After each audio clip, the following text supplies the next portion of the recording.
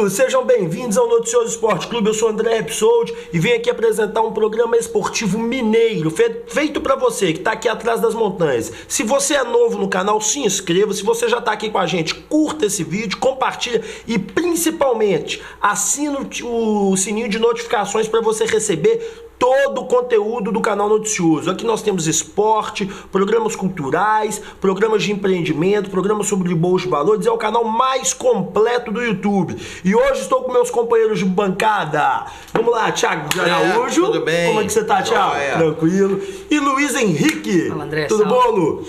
Então vamos seguir aqui com o nosso programa. Hoje vamos falar das guerras dos tronos nos times mineiros, né?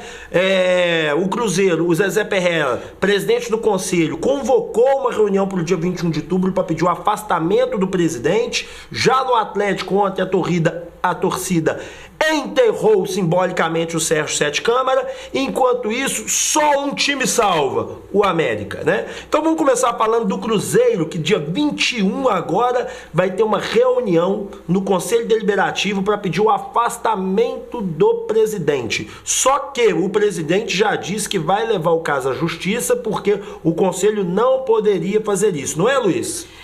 Os bastidores do Cruzeiro estão numa efervescência absoluta, não é? Principalmente depois de que o presidente do Conselho, o Zezé Perrella, agendou uma reunião para o dia 21. Pelo Estatuto do Cruzeiro, o Conselho pode sim agendar reuniões, a função do Conselho é sim fiscalizar a gestão, o presidente, todos os seus diretores. Então, segundo o Estatuto, o Conselho precisa de 15 dias para marcar essa reunião. Assim foi feito.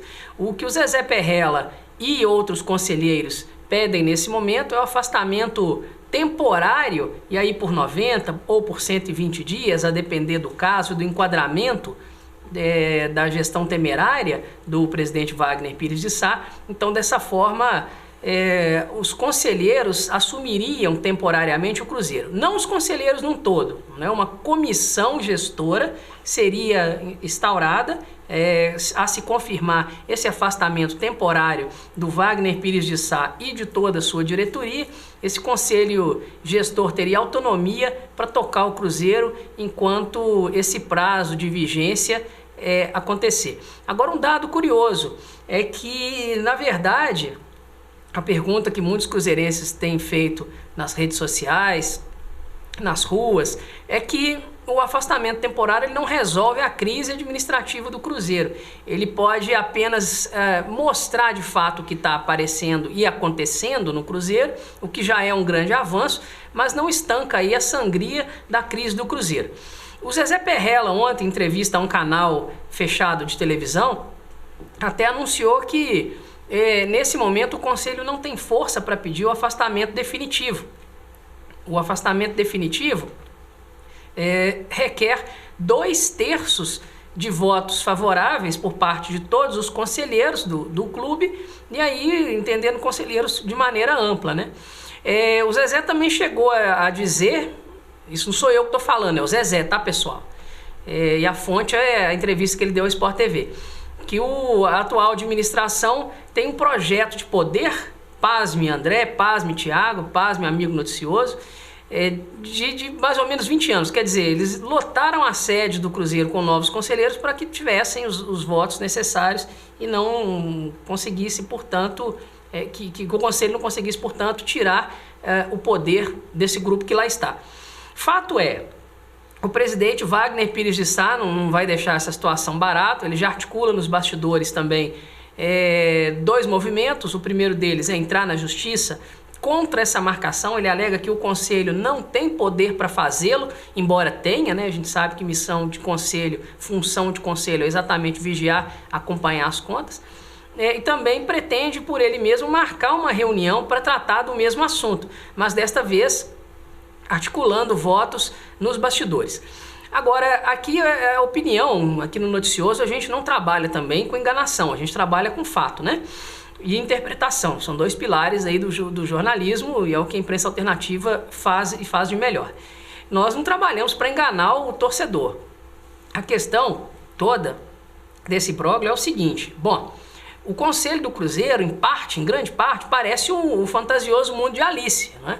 Quer dizer, tem conselheiros no Cruzeiro que têm participado aí de ações festivas, e a gente sabe disso, que isso acontece desde o início do ano, de ações festivas promovidas por essa diretoria que aí está. E sabemos que o grupo do Perrella também tem perdido força, a mesma força que o tornou hegemônico nos anos 90 e nos anos 2000. Então, na verdade, o Cruzeiro hoje passa pela maior crise administrativa e institucional de sua história, e a gente não tem problema nenhum em dizer que o dia 21 definirá as próximas décadas do Cruzeiro. Thiago, sabe o que me surpreende nisso tudo? É o seguinte, eu entendo que o Zezé Perrella esteja aí culpando o Wagner, né? Só que é o seguinte, eu tô até procurando aqui, e vou achar aqui agora no meu celular, que a dívida do Cruzeiro, ela foi crescente. Não foi ele que fez essa dívida monstruosa que o Zezé Perrella hoje atribui a ele. Porque eu vou achar aqui agora, eu estava vendo que a dívida do Cruzeiro começou a entrar em franca ascensão em 2011, naquele ano que o Cruzeiro disputou para não cair. Em 2012 aumentou de novo, 2013 de novo, aí 2014 ela deu um salto gigantesco. 15 ela deu outro salto, 16 ela deu outro salto, 17 ela deu outro salto, 18 ela deu outro salto. Por quê? Porque o Cruzeiro era o time que, dos grandes, dos considerados os 13 grandes do Brasil, que menos devia. Era o time mais organizado financeiramente, é o que tinha o menor passivo de todas as situações. E o que me surpreende, evidentemente, que o Cruzeiro se endividou mais, e a gente sabe disso, mas parece que essa dívida veio com os grandes times formados pelo Cruzeiro, campeão brasileiro de 13 e 14 e campeão de Copa do Brasil, não é não, Luiz? Não, é isso mesmo. Segundo o Zezé Perrella, quando ele deixou a administração do Cruzeiro, a dívida do Cruzeiro se equiparava a algo em torno de 137 milhões de reais. Os times de 13 e 14 do Cruzeiro, 2013 e 2014, os times, né, que ganharam o bicampeonato, eles oneraram demais a folha de pagamento, tiveram ali um passivo muito grande, e o Cruzeiro, a partir de então, deixou de trabalhar com aquilo que, em certa medida, amenizava a sua dívida e saneava o clube, que era a venda de jogadores jovens. O Cruzeiro sempre se caracterizou, aliás, é uma característica até em grande parte da economia brasileira, né? Quer dizer, a venda de commodity, a venda de matéria-prima, né? Enfim. E o Cruzeiro sempre vendeu jovens talentos por valores consideráveis, não vou dizer exorbitantes, mas consideráveis para o mercado, e com isso ele conseguia equalizar suas contas. Os times de 13 e 14 não se concretizaram em balança comercial, vou dizer assim, favorável ao Cruzeiro, de tal ponto que as receitas superassem as despesas. Você tem razão, o time de 13 e 14, os times eles oneraram muito. Na sequência, os times de 15 e 16 já não tiveram tanto impacto nem êxito. Então, quer dizer, se por um lado a quantidade gasta não foi tão exorbitante, por outro, o êxito, vale dizer, a capacidade de arrecadação do clube, ela também cai. Um time só arrecada muito quando ele consegue também colocar em campo, oferecer um bom produto, e aí ele consegue arrecadar dinheiro. Bom, os times de 17 e 18 também foram times caros, e aí uma outra informação, o Zezé chega a afirmar nesse programa citado ontem, que o Cruzeiro no último ano, pasme, pagou 24 milhões em intermediações de transação. E a pergunta que fica é, quem o Cruzeiro vendeu? Por que cifras esse Cruzeiro vendeu para que se pagasse 24 milhões em intermediações? Fato é, a dívida do Cruzeiro hoje ultrapassa $500 milhão. Uma dívida de $500 milhão hoje e um time na Série B praticamente inviabiliza o Cruzeiro nas próximas décadas. Aqui no Noticioso a gente não trabalha com ilusão de torcedor, tá? A gente não tem o compromisso de vender ilusão, ao contrário, a gente tem um compromisso com a verdade, com a interpretação. Então, uma dívida de mais de $500 milhão e um time na Série B praticamente inviabiliza o Cruzeiro por décadas. E eu acho que o que é mais preocupante no Cruzeiro é que a dívida do Cruzeiro é uma dívida nova, né, André? Se for colocar a evolução, por exemplo, o Atlético é sabidamente um dos clubes que mais devem no Brasil. Perde para Botafogo, tem alguns times que devem mais do que o Atlético, só que o Atlético vem com uma dívida de muitos anos, quer dizer, ele já vem de gestões completamente desastrosas, de mais de uma década, enfim. Só que o Atlético, com algumas vendas importantes, como foi o Bernard, ele conseguiu fazer o Profut, ele conseguiu escalonar um pouco a dívida, pelo menos a dívida de impostos, que é uma dívida que é considerável nos clubes, né? E o Cruzeiro, de pouco tempo para cá, a dívida chegou perto da dívida de times como o Atlético, o Botafogo, mas de uma hora, num período muito curto. E o Cruzeiro sempre teve a característica de ter as finanças equilibradas e mais, sempre foi um time que conseguiu negociar muito bem jogadores, pegar jogadores desconhecidos e vender por cifras maravilhosas. Então, quer dizer, é isso que preocupa, essa dívida acumulada em tão pouco tempo. Eu queria saber o seguinte, até quando nós vamos ficar refém desse coronelismo no futebol brasileiro, né? De clãs que entram nos clubes e roubam e fazem o que querem e derrubam com qualquer possibilidade de crescimento dos clubes. Então, até que ponto nós vamos transformar realmente os clubes em empresas para termos ali gestões profissionais e a gente vai ficar à mercê de dirigentes completamente mal intencionados e mal preparados, né? Tiago, olha, transformar, só completando isso aqui, André, transformar a empresa também pode ser uma grande falácia. Eu temo muito quando se fala aqui no Brasil de transformar a empresa, de privatizar, porque, gente, vamos falar a verdade, empresa também tem gestão fraudulenta. Empresa idônea, né? Alto lá, empresa idônea é uma parcela, existe uma parcela também de empresas nada idôneas, a gente está falando do mercado brasileiro, alto lá. Então eu temo muito pelo modelo de clube-empresa que se quer formar no Brasil. O meu medo é apenas trocar clãs. Então sai um clã do modelo clubista e entra o clã modelo empresa. Tão desastroso quanto. Eu falei com vocês que eu ia achar aqui, vou mostrar para vocês aqui, pegar aqui para poder relatar. Ó, pra você ver, o Cruzeiro em 2013, ele tinha uma dívida de 199,9 milhões. Já em 2014, ela foi para 252,9. É muito dinheiro. Em 2015, 290. Em 2016, quanto que começou essa gestão do novo presidente? No último ano. No último ano? Então olha para você ver como é que é. Por isso que o que ele fala não é mentira. Ela foi em 2016 para 363. Em 2017 ela foi para 378. Ele assumiu em 2018, correto? Sim. Ou seja, de 2013, que era de 199, a 2017 ela foi para 400. Em 2018 ela aumentou 45 e em 2019, segundo as más línguas, ela vai para 600. Mas ainda não tem. Ou seja, esse problema do Cruzeiro não é de hoje, como o Zezé Perrella quer entregar. Sim. Começou lá com o doutor Gilvante Pinho Tavares e está morrendo hoje com o presidente Wagner Pires de Sá. Então o que acontece? Isso que ele está falando é verdade. Agora a verdade é o que o Luiz também falou. Como é que se paga 24 milhões apenas de corretagem, vamos chamar assim. Vamos chamar de corretagem. E o outro aspecto cruel dessa situação do Cruzeiro é a seguinte: enquanto tá ganhando título, ninguém fala nada. Fica tudo calado. O título maqueia, né? O título maqueia a verdade. Esconde.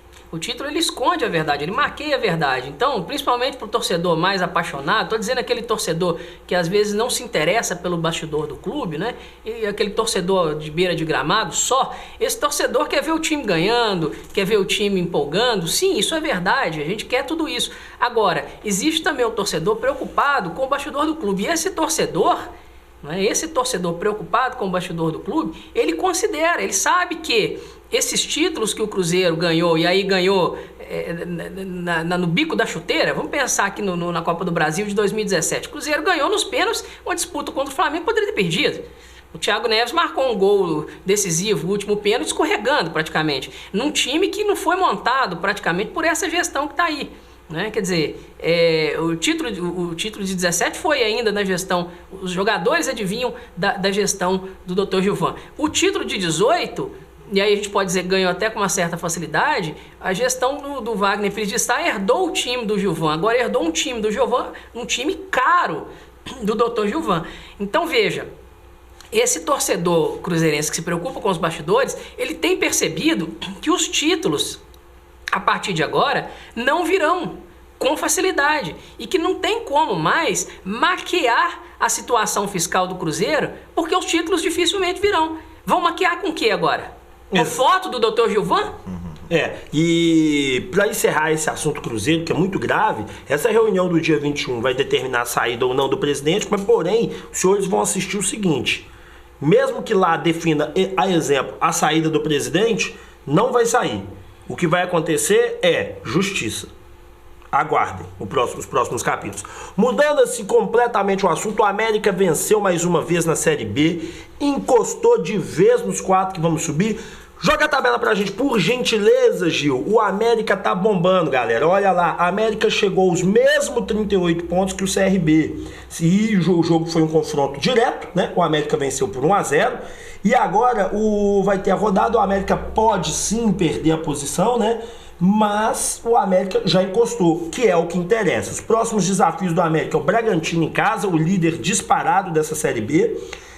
Depois tem Figueirense fora, Vila Nova em casa, Oeste fora e Atlético Goianiense fora. O caminho do América tá legal, né, gente? Olha, o América surpreendendo, né? Dos times mineiros é o clube que agora, quem diria, né? Nós que aqui no começo do ano falamos assim da dificuldade que o América estava de se encontrar, firmar, né? na Série B. Ele pegou um elevador, meu amigo, mas sem escala, subiu e já está em 5º lugar com os mesmos 38 pontos. Eu acho que o América realmente conseguiu encontrar o caminho e eu vou te falar que não está difícil de almejar aí a vaga no acesso da Série A, não. Agora realmente o América pode sonhar aí com acesso, né? E aí, Luiz, o que você acha do América? Não, o mais interessante do time do América é que ele começou, né, a partir da chegada do novo treinador, né, a ter uma consistência de jogos muito interessante. Então o América é um time que consegue atacar muito bem, muito veloz, que consegue ter posse de bola e se defende muito bem. Então isso dá segurança hoje para a gente dizer que o América briga sem dúvida alguma pelo acesso. E isso não acontecia no início do ano. Então assim, o América está de parabéns pela modificação, eu vou dizer, de mentalidade. O América hoje tem uma mentalidade vencedora. E que sirva de exemplo para os grandes, né, de Minas, Atlético e Cruzeiro. Né? Agora, mudando novamente a pauta do programa, vamos falar agora ontem do enterro do senhor Sérgio Sete Câmara. Ontem a torcida do Atlético fez um enterro simbólico, foi lá enterrar o Sérgio Sete Câmara e alguns jogadores que não estão jogando nada, né? E esse enterro aconteceu ontem à noite em frente à sede do Galo, no bairro de Lourdes. E enterraram o homem e fizeram cortejo fúnebre. Eu vou te falar que a situação do Atlético também é muito grave, né? Ela não, até então, nessa questão aí de direção, não se detectou tantos problemas assim quanto o Cruzeiro, mas é preocupante sim, porque os resultados não vêm acontecendo, os valores também são altos, né? A folha salarial, os jogadores que aqui estão, eles demandam aí uma quantidade considerável de recursos do Atlético e jogadores que não estão sendo aproveitados, e com isso, depois da derrota aí e da não passagem aí para a final da Sul-Americana, começou-se todo mundo a ventilar e a questionar as mudanças no Atlético. Então as mudanças passam pelo comando do futebol, né? Tem gente falando aí que o Rodrigo Santana pode estar de saída, e também na direção, que é através do Sete Câmara, que é o grande responsável, mas que contratou o Rui Costa, e o Rui Costa que tomou aí a frente dessa parte do futebol e sempre vem se explicar aí perante aí as coletivas, falando, né, dos descensos do Atlético, das derrotas, e ele bem falou, olha, agora eu já falei demais, a gente precisa trabalhar, e realmente os resultados não estão aparecendo, e agora a função nossa aqui enquanto programas, né, alternativos da internet e da torcida é cobrar, né, André? Porque a situação tá muito grave, tá muito feia. A situação do Atlético, ela chega a ser vexaminosa, né? E eu vou falar o porquê. Um time que há 10 rodadas atrás estava disputando o título, Agora o time não disputa nada. Saiu da Sul-Americana, está disputando o campeonato para não entrar na briga do rebaixamento. Hoje o campeonato do Atlético é disputado para não cair. E eu falava lá no canal Eu Acredito, em outros programas aqui mesmo no Noticioso Esporte Clube, que existia um caminho para o Atlético ir a Libertadores.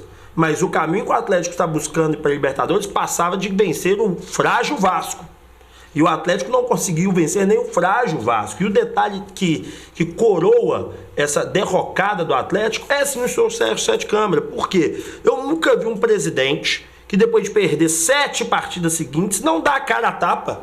O cara não vem falar que errou, ou o cara não vem falar qualquer coisa que seja do intuito de colaborar com o time. Ele simplesmente ignorou a situação e tá deixando do jeito que tá. Ah não, porque eu contratei o Rui Costa pra isso. Você é o presidente, rapaz, pelo amor de Deus. Ué, que é isso? Se a gente tem um negócio, eu tenho um gerente lá e tá tudo dando errado, eu tenho que aparecer, ué.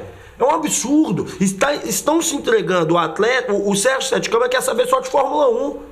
Ah, que isso, é um absurdo. Um absurdo é o que ele faz na gestão do Atlético, nessa austeridade porca, mentirosa dele, uma austeridade que não consegue pagar salário, porque contratar grandes peças não contrata. E o cara não consegue nem pagar salário em dia, ainda deve 2 meses de direito de imagem. É uma balbúrdia. É uma balbúrdia, como dizem os meus amigos. E é muito sério isso, porque realmente a folha salarial do Atlético, a gente tem ali pelo menos 10 nomes, né? O André citou bem no último programa, que realmente consomem boa parte da folha e que não produzem nem o mínimo que se é esperado deles. Então essa reformulação ela precisa ser imediata e é iminente. Eu acho que você permanecer nesse erro é realmente muito preocupante, porque o Atlético tem ali uma barca de jogadores que precisam ser afastados, eles precisam ser... O Atlético precisa ventilar ali o elenco e criar uma condição para chegar em 2020 com uma nova possibilidade de objetivos, porque realmente esse ano você vê um jogo contra o Vasco, é um time que brigava pelo rebaixamento, é um time limitadíssimo, é um time que tem ali peças como Thales, que realmente são boas perspectivas de futebol, mas é um time completamente inferior ao time do Atlético. Então você não conseguir em casa você efetivar uma vitória sobre o Vasco, e agora temos a pior sequência do campeonato. Nossa. A gente pega Palmeiras, Flamengo e Grêmio. Os 3 melhores times do Brasil. É brincadeira. Pode ganhar e pode empatar? Pode. Mas qual que é a probabilidade dentro do cenário que a gente está vendo? É de derrota. Ou seja, o Atlético precisa urgentemente traçar um objetivo mais claro, afastar os jogadores que realmente não vão contribuir para o Atlético no ano que vem e começar agora uma mudança. E essa mudança pode ser que comece com o Santana, que ventila-se aí nos bastidores, que pode estar chegando aí um novo técnico, né, André? Olha só, um dado curioso, né? Essa crise por que passa o Atlético também passa o Cruzeiro, passam outros grandes. Quer dizer, os presidentes parece que não entendem muito bem ou não querem entender a função para que são eleitos. Na hora da crise é que o líder tem que aparecer. Então nós não vemos presidente de Atlético, de Cruzeiro, de Corinthians, de qualquer time, botar a cara na hora da crise. Na hora do título ele tá lá, tirando foto, dando risada, bancando churrasco. Agora, é no momento de crise que o grande líder precisa aparecer. Então se existe uma coisa que, de fato, coloca os tronos em guerra aqui no futebol mineiro, é essa falta de comando lá de cima e que vem refletindo logo abaixo. Você veja bem, o Atlético teve problemas de disciplina com jogadores, o Cruzeiro teve problemas de disciplina com jogadores, o Fluminense também teve. Quantos times não tiveram? E por falta de comando. Esse ambiente, quando não se tem comando, ele vai se deteriorando. E aí o jogador, a gente discutiu isso no último programa, amigo noticioso, você pode conferir lá. Quer dizer, o jogador acha que manda mais que o presidente não manda, o presidente põe o diretor de futebol para dar explicação, mas o diretor de futebol também, a gente sabe, ele tem uma autonomia limitada e no final das contas ninguém se entende. No final das contas, isso só é ruim para o clube. Agora, um ambiente tumultuado também gera contabilidade tumultuada. Daí a prova disso com as dívidas dos clubes mineiros. Olha para vocês verem como é que a austeridade do Sete Câmara é sensacional. Que austeridade boa. Vou falar das contratações da época Sérgio Sete Câmara. Vamos lá. Leandrinho, Natan, Zé Wellison, Denilson, Edinho, Eric, Arouca, Tomás Andrade, Juninho, Martim Réia, Galdesani, David Teran, Samuel Xavier, Ricardo Oliveira, Ramon Martins, Lucas Hernandes, Papagaio, Maicon Bolt, Wilson, Emerson e Guedes. Só faltou o Anelka, hein? Só faltou o Anelka.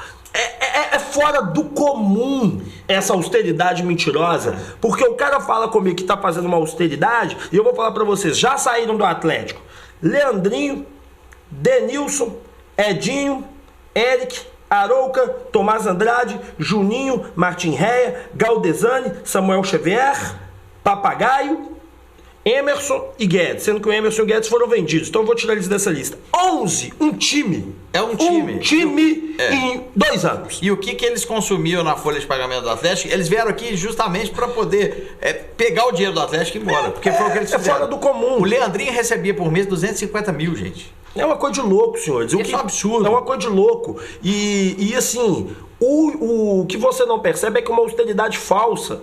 Porque ele fica... gritando aos 7 mundos, 7 câmeras gritando aos 7 mundos, que ele vem fazendo uma austeridade, um trabalho, porque senão vai quebrar, blá blá blá blá blá, beleza. Só que o seguinte, olha quem que tá contrata. Deixa eu citar alguns nomes pra vocês aqui, de pessoas que nem julgaram direito. Leandrinho não jogou, Denilson não jogou, Edinho entrou poucas vezes, o Eric ainda jogou alguma coisa, algum pouquinho. Arouca, pelo amor de Deus. Tomás Andrade, Juninho, Martim Réia, Samuel Xavier, Papagaio. Eu falei 10 caras que praticamente se jogaram 2 ou 3 jogos no Atlético, foram muito. E quando jogaram, vamos deixar isso claro, quando essa turma aqui toda que eu tô falando que você jogou, foi quando o Atlético resolveu pôr o time 3 ou o time alternativaço. Ou seja, é uma austeridade porca, mentirosa, enganosa. E quem paga a conta é você. Eu tava vendo um jornalista postou outro dia no Twitter assim, que o torcedor de Atlético e Cruzeiro é cachorro vira-lata, que apanha e fica lá rodeando o pessoal. E é verdade. Tanto o torcedor do Atlético quanto o Cruzeiro hoje são 2 torcedores vira-latas que estão apanhando de gente medíocre, conduzindo um dos maiores amores da vida de vocês. E aí o seguinte, André, a austeridade ela é porca e as pessoas às vezes não se tocam que a porcaria, mais hora menos hora, vem à tona. Quer dizer, se é para economizar, se é para gastar pouco, coloca a base. Então eu te pergunto, você deu um exemplo, o Thiago falou muito bem, o Leandrinho ganhava em torno de 250 mil por mês. 250 mil por mês, você paga 3 jogadores da base. E o jogador da base ainda corre-se o risco de não vir fatiado. Esses jogadores que vêm de fora, eles chegam com percentuais para o clube. O percentual não é 100% do Atlético, não.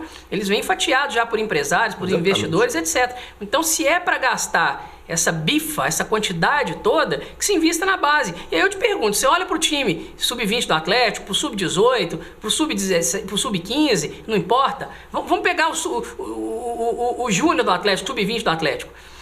Será que você não tem lá 2, 3 jogadores melhor que o Leandrinho? Será que você não tem 2, 3 melhor do que o Papagaio? Só para dar 2 exemplos? E eu vou te falar, Luiz, que a gente que está aqui vivenciando o futebol igual nós estamos, já tem mais ou menos um ano, a gente tem reparado aí que tem, por exemplo, o Procópio veio aqui, fez uma entrevista aqui conosco, e ele falava que na época dele, os treinos do Atlético, ele mandava subir o sub-20, mandava subir o júnior do Atlético para poder treinar com os profissionais, para justamente estar sempre acompanhando os destaques da base. E quem me falou isso também, que faz isso, que eu achei muito interessante, foi o Vanderlei Luxemburgo. Me falou nesse jogo agora contra o Vasco. Ele falou que o treino do Vasco, o time que jogou, ele faz um regenerativo, ele pega o time que não jogou e manda subir o júnior para poder treinar, para ele justamente fazer uma garimpagem da base para poder futuramente ele colocar para jogar no profissional. Então tá faltando um trabalho mais consistente e mais junto com os jogadores da base, que é o que realmente podem ser ativos do clube, né, André? Então, assim, jogadores da base, eles correm o risco ainda de dar uma estourada, como você tem aí o Thales aí você tem o Thales do Vasco, você tem o Pedro lá do Fluminense, são jogadores novos e que se tiver uma venda, você pode trazer um enorme benefício para o clube, né? E veja bem, só para concluir esse assunto, talvez... Bom, se você pega os grandes da Europa, eles trabalham nesse modelo. Vou pegar o Barcelona, comparar o Barcelona com o Cruzeiro e Atlético, hoje é até sacanagem, mas a gente tem que se inspirar lá em cima mesmo, né? Então vamos comparar o Barcelona. Você pega as categorias de base do Barcelona, as categorias de base do Barcelona jogam do mesmo jeito do time principal. E o treinador que vai assumir o Barcelona principal, ele naturalmente, obrigatoriamente, ele tem que jogar daquela maneira ofensiva, no 4-3-3. E a gente não está falando isso da era pós-Guardiola, não. Muito antes da chegada do Guardiola já era assim. O próprio Manchester City hoje com Guardiola, o United é assim, o Real Madrid é assim, o Bayern é assim, o Chelsea é assim. Então você veja, você já começa a implantar a maneira de jogar do time principal, você trabalha a base com o DNA do time principal. E com isso você consegue, dessa maneira, colocando em integração as equipes, garimpar jogador e as contas do clube ficam mais fáceis de serem administradas. Sabe o que acontece, Luiz? Acontece que futebol envolve muito dinheiro. Em 2013 e 2014, aquele Atlético multicampeão, bicampeão mineiro, campeão da Libertadores, campeão da Copa do Brasil, campeão da Recopa, era assim. O time titular, o time sub-20 jogava exatamente com o Micali, exatamente com o time titular. Então você apareceu Bernard, Gemerson, esse próprio Wilson, que tá voltando agora depois de 23 meses parado, goleiro de seleção olímpica. Muita gente boa que surgiu ali e poderia ter dado seguimento. Alguns saíram, como o Tabata, agora tá valendo 30 milhões de euros lá fora, entre outros. Foi assim. Mas o problema é que na base do Atlético parece que interessa mais é jogador de empresário. Não é jogador bom. Agora, mudando novamente o assunto aqui do nosso programa, Gil, joga a tabela do campeonato pra gente, por gentileza. Vamos falar um pouquinho para finalizar o programa da próxima rodada.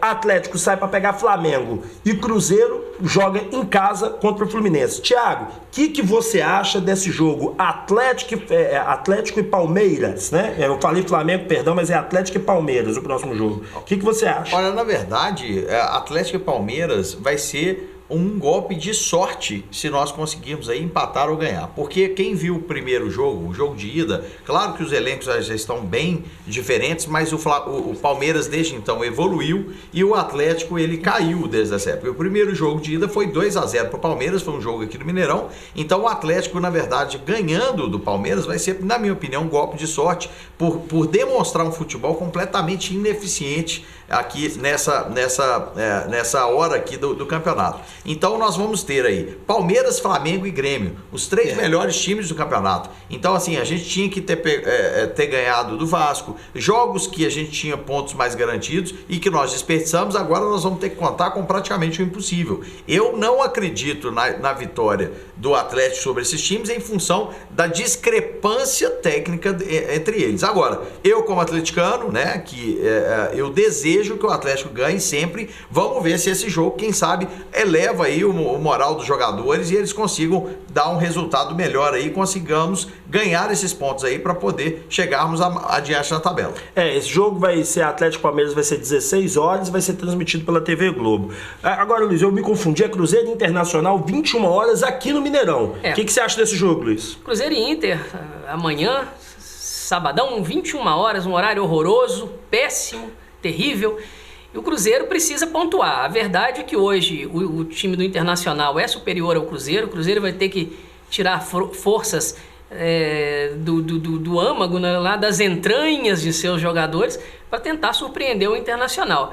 A gente não sabe exatamente o que o Abel vai fazer, com qual time ele vai entrar. A Toca da Raposa andou muito turbulenta, inclusive com invasão de torcedores. Posteriormente a isso, o Abel fechou os treinamentos, né? Enfim, então nós não sabemos exatamente que time que vai a campo. O Abel gosta muito de jogar com um centroavante referência, então existe uma grande chance de voltar o Fred. Bom, o fato é que o Cruzeiro precisa pontuar contra o Inter, a vitória é o melhor cenário e, se não for possível a vitória, o empate, porque depois o Cruzeiro joga com a Chapecoense, é um confronto direto. Mas o Cruzeiro precisa arrancar pontos de adversários que não estão lutando diretamente pela zona da degola. Então, o Cruzeiro tem uma oportunidade ímpar e dificílima de pontuar contra o Internacional. O campeonato para os mineiros está terrível, a verdade é essa. O América brilhando na Série B, mas Atlético e Cruzeiro, uma vergonha, uma chacota.